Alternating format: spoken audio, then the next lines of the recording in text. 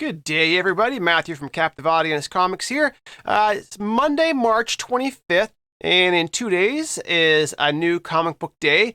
So we thought we would share with you some of the potential key issues that people are talking about this week, and thoughts and opinions on us of what might be worth actually picking up for maybe short-term or long-term investment potential. So, without further ado, we have the images downloaded, a little cleaner than last week. Hopefully the images are a little bit larger, a little bit easier to see. So we'll show how that's going to look for you guys.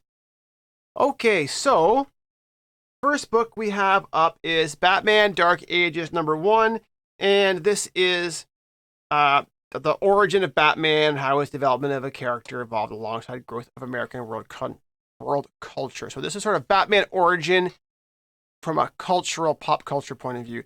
I think it's interesting if you collect pop culture stuff from a comic collectability point of view. I don't really see this as being a valuable issue because obviously there's nothing new being told in this. It's more of how Batman and society affected each other. Let me see here. Next, okay, Edge of Spider-Verse #2, first appearance of Spooky Man.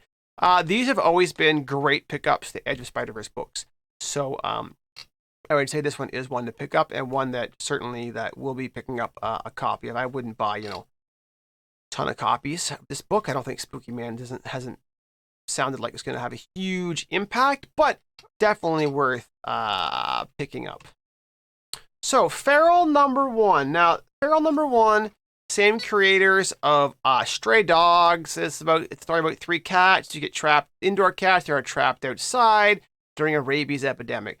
So obviously they're trying to ride on the success of Stray Dogs. Now, Stray Dogs was very unique at the time, and I'm not sure that it's going to have the same impact as that series did. Plus, you have the whole dogs versus cats argument.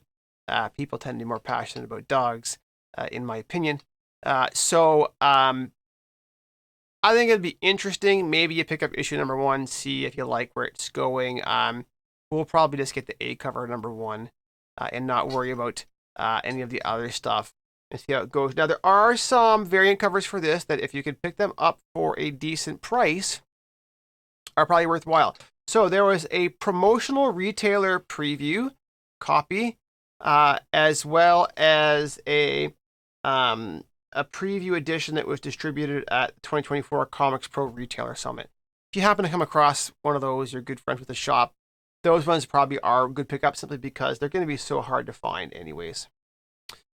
Next on our list today is Incredible Hulk #10. Now, possible first appearance of the Ghost Detective. Whenever they say possible first appearance, I always wait and see, because someone's going to have this book on Tuesday and they're going to let us know if it's a first appearance or not. So you can wait and see if this is something that you guys are going to be interested in or not. Jackpot and Black Cat #1. So this one is a 4-issue limited series. Really, in my opinion, has no key significance. It's Jackpot, it's Black Cat. It's not their first appearance. It's not even the first time they've worked together. But these characters are always popular.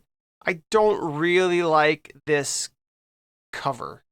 I feel like the Mary Jane Jackpot, I don't know what's going on with the face and the cheeks, and Black Cat looks like she's gonna fall right out of her Black Cat suit. I probably will not be picking this up. I think this is just this is short-term money grab series in my opinion. But if you love these characters and you're a collector, then go ahead and pick that one up. So Miles Morales Spider-Man #18. Now this is interesting because this is an oversized issue. You'll see it's Legacy #300. This is the 300th issue of a Miles Morales headlining title. I'm not exactly sure how they calculate that, if that's all the different Miles Morales titles all sort of combined together. But I don't really see any significance in this issue other than the fact that it's a Legacy 300.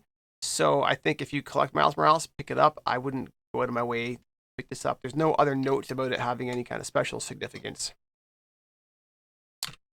Ultimate Spider-Man number 3. So in this one, this is Spider-Man and Green Goblin team up to fight a new villain. Now, new villain, who knows if it's a new villain? It could just be a villain remake. If you're collecting the Ultimate Spider-Man run, obviously you're going to pick this up.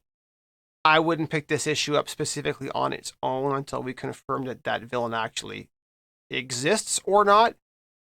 Because, you know, Spider-Man and Green Goblin teaming up, but there's no, I mean, lots of times in history that's happened. X-Men 97, number 1. Now, they're saying this is the prelude to the Disney Plus animated reboot.